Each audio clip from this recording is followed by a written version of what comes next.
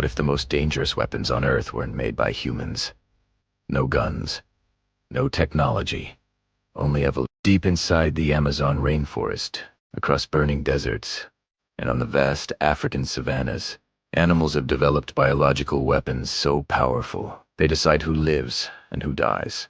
Welcome to the world where survival is war. Beneath the thick canopy of the Amazon rainforest, sunlight barely reaches the ground, humidity stays above 80%, temperatures rarely change, and hidden within the shadows, predators wait. Every creature here carries a biological weapon. One of the most feared hunters in South America is the jaguar. Massive, silent, deadly. But its greatest weapon isn't size. It's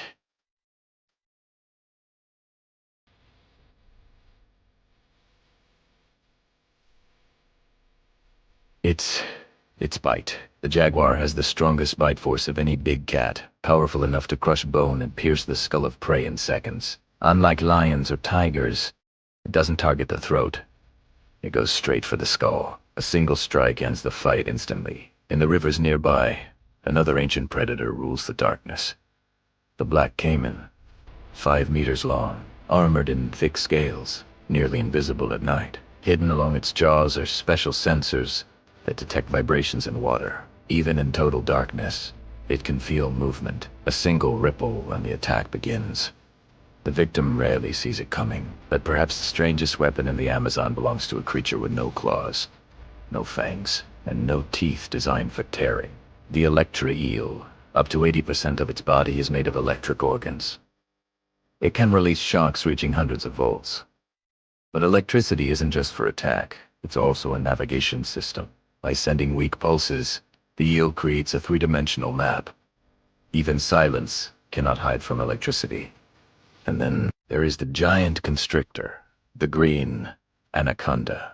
Heavy, patient, nearly invisible in murky water. Around its mouth are tiny heat sensors that detect body warmth. When prey moves nearby, the strike is sudden. Coils wrap tighter with every breath, not crushing bones, but stopping breathing. These biological weapons aren't random. They form a balance.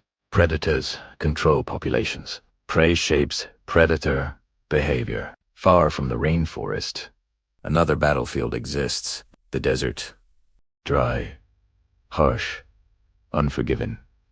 At sunrise, a bird stands silently on hot sand. The roadrunner. Fast, agile, fast.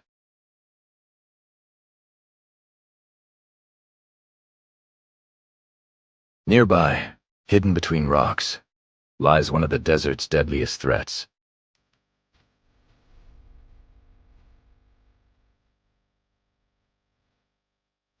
The rattlesnake. Its venom can kill in minutes. Its strike takes less than 1/10 of a second. Speed against poison.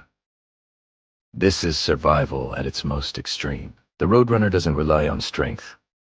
It relies on timing. When the snake attacks, it dodges. Again and again. Then comes the counterattack. A sharp strike behind the snake's head. Not once, but many times.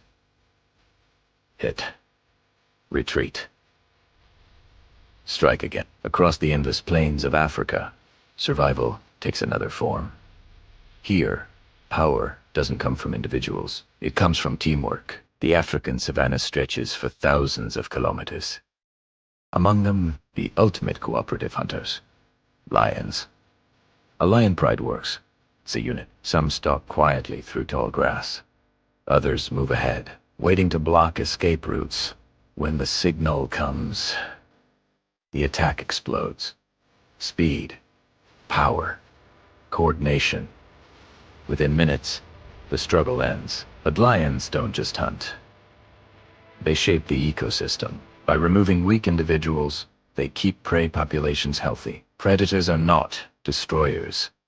They are guardians of balance. From electric shocks to coordinated hunts, nature builds weapons beyond imagination. Yet, today, these ecosystems face new threats. Rainforests shrink. deserts change. Savannas disappear. Nature is powerful, but it is also fragile. Protecting these habitats means protecting life itself. Because in the end, the greatest weapon nature ever created is adaptation, and survival belongs to those who adapt.